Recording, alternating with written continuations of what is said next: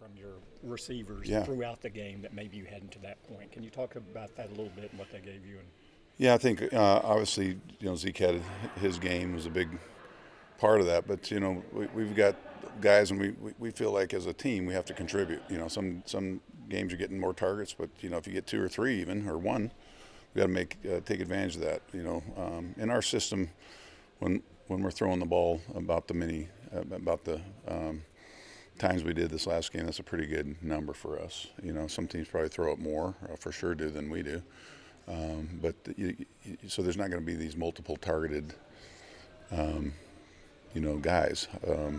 I think some games it's going to depend based on what the coverage is or the matchup, whatever it is. But I think these guys are all super unselfish and will contribute anyway. And I think we got a pretty good dose of shared contributors in our offense last week. you just I don't know resign yourself, but do you get? I mean, with the offensive explosion in the league this year, Yeah. you guys just don't play that way, and it's always going to be. Some people Yeah. always try to put you against that, but you're Yeah. comfortable with where you are and what you're. Well, we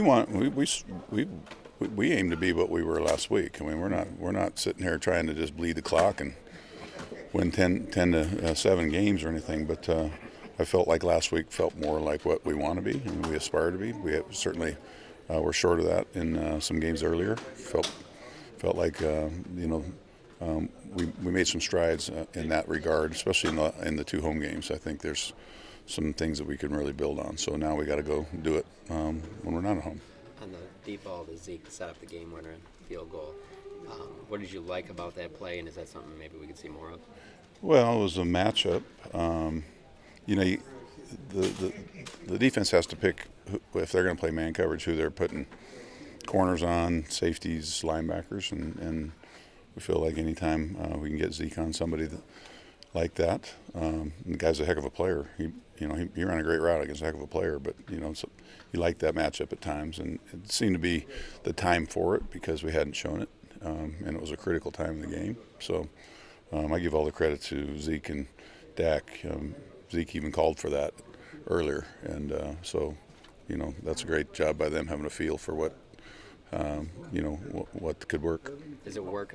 I mean, are you guys using that a lot in practice? Is that why you felt Yeah, comfortable with yeah, it? we've done it a few times over the years, and it's one of those things you kind of pick your time. You obviously want man coverage for that, and we were getting that. Some teams don't play man in that situation, so it worked out in our favor that we ended up having that come up in that situation, and Zeke ran a really, really good route, and Dak put it right on the money. He called the screen one that he scored on. He calls that the Linehan special. How do you determine when you use that? Obviously, when it's been pulled out, it's had a lot of success. Well, got that screen. It's been about 13, 14 years ago, I guess. We started running that in Minnesota, and it's a deceptive. Everybody in the league runs a form of it. You see them all. But it's a deceptive screen. It helps to have deception with it when you're running plays, rounds or fly sweeps or things with these guys and having success with it. It helps because the focus is like on that, and so you try to build that off something you've done before. So biggest reason it works because the players executed it, and I thought it was a great job of the lineman getting out in front and Zeke having the timing and patience to run it, and I didn't know Joe Looney could run that far that fast, so it was pretty fun. Anybody at this point, everybody that's going to watch y'all knows that Zeke is a really good player, but what does it do when he has success like that in the passing game in terms of the way defenses play y'all? I think it opens up our running game, and it opens up other potential targets in our offense. When it's really a challenge, I think, for defenses to stop the run as their base, but also know if they're doing that, then how do they match up in the pass game? Because you're going to be adding people to the box, and you're going to be playing a lot more man coverage. So, hopefully we're going to be able to continue doing some of those things, and then other guys start having even more contribution in our offense because of it.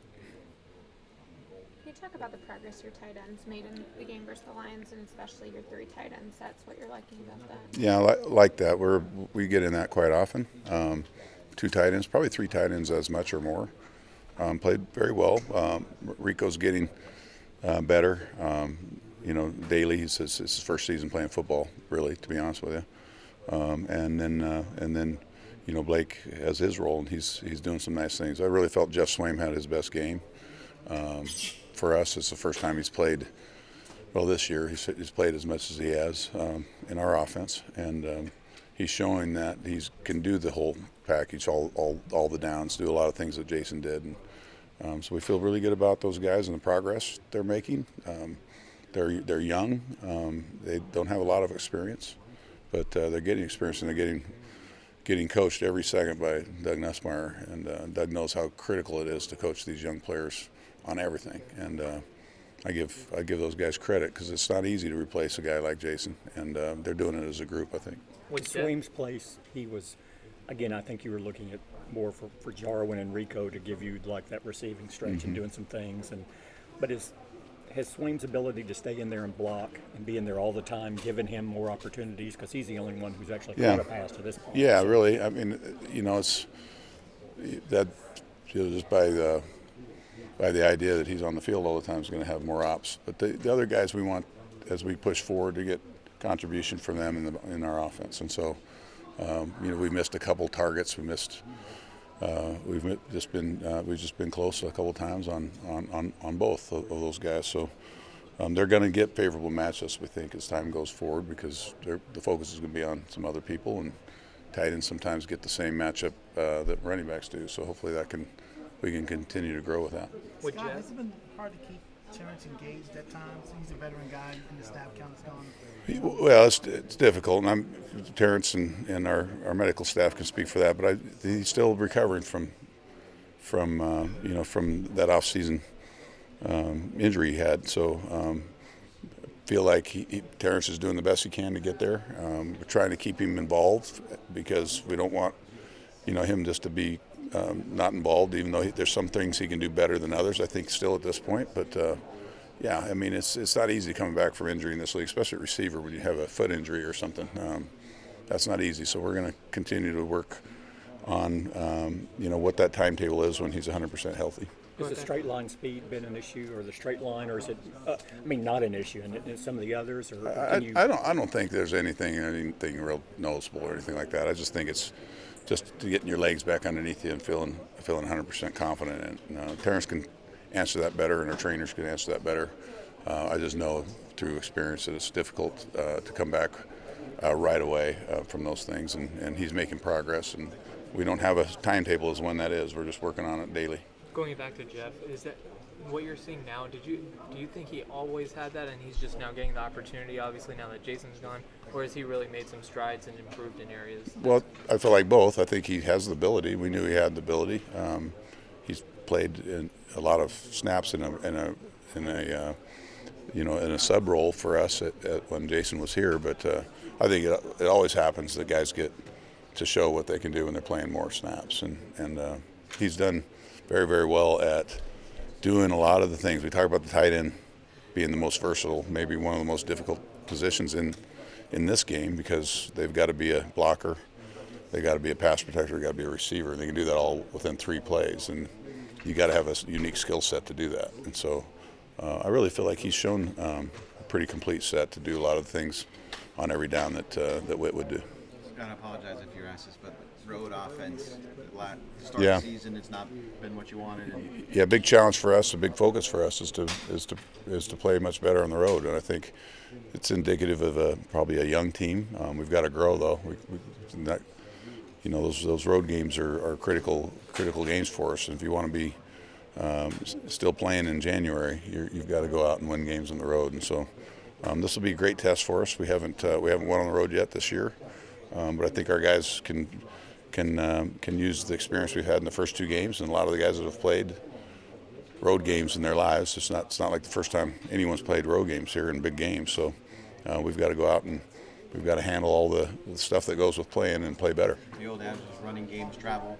Yeah, Is that I think so. I think we certainly want to have that, and that's one way quieting the game down, especially on the road. But so does big plays. If you get those at home, they're important. If you get them on the road, they're important. So I think we got to have a combination of being able to have our mindset to to establish the run, but also be able to be explosive in both our run and pass. We need that. Do you need a running game even more against guys like Clowney and Watt because you don't want them teeing off really? It helps. I mean, when you're balanced, it helps. I don't know that I have a full answer as to how you handle those guys. They're great players, but they've got a good supporting cast too, and well, you know, they're well coached. They know what they're doing, and you know, so we're focused on knowing that they have some premier players, but you can't just focus on them because the other guys, you know, are very capable guys too. So we just got to go play well and try to keep things as balanced as we can and see what happens. You talked last week about, again, wanting guys to not feel the weight of the world on their shoulders and go out and play with freedom. Did you see that from Dak, and was that his crispest and maybe best decision-making so far this season? I think it was a combination of that, but I also feel it was a combination of determination. And, you know, you're a competitor, and Dak's an unbelievable competitor. You want to go out and put your best foot forward. And you can't press, you can't try to do too much. You got to do your job. But some of it's just gritting your teeth and going out there. And I think he enjoyed that approach. I feel like he played very free and brought that competitive fire too. So it was a little bit of both. Thanks, Scott. All right, thank you.